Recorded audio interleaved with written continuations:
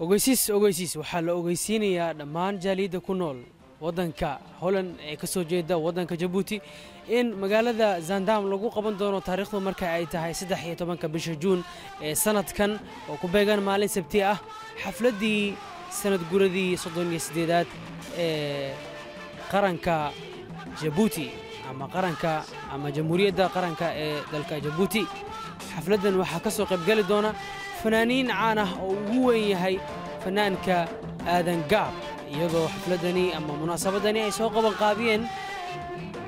ururada kala ah ururka haweenka Djibouti ee wadankan Holland ee lagu magacaabo midnimo iyo ururka Faas iyo ururka diaspora ee dadka Djibouti ee wadankan Holland xafladan waxa la qaban doonaa 13 bisha Juun oo ku beegan maalin Sabti ah goobta xafladaasi lagu qaban doono xagan ayaa lagu soo qori doonaa hadii Allah awood la idmo oo aad ka daawan doontaan habeenkaasi waxa la xusi doonaa sanad guurada 38aad ee ka soo wareegatay markii ay xornimada qaadatay jamhuuriyadda dalka Djibouti waxaana habeenkaasi goobjoog meesha xafladaasi lagu qaban doonaa ahaan doona TV-ga qaranka Djibouti oo uu horkacayo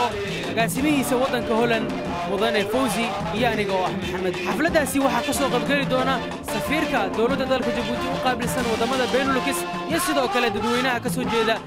dalka Djibouti oo iyagu ku sugan wadamada dariska la ah wadanka Holland sida Jarmalka, Belgiumka, Faransiiska iyo kuwa kale oo badan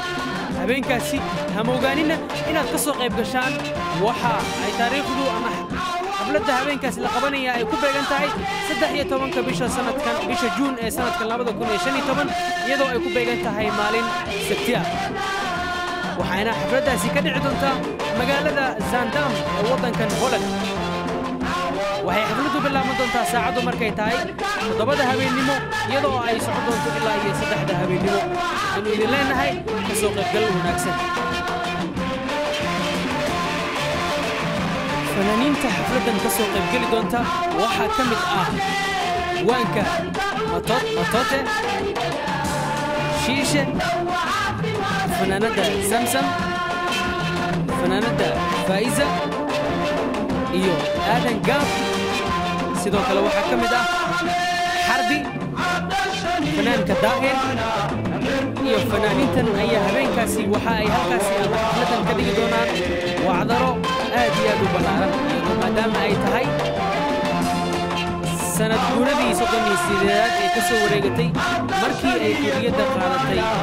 dalka ama jamhuuriyadda qaranka ee Djibouti moogaanina inaad xafladaasi quruxda badan habeenka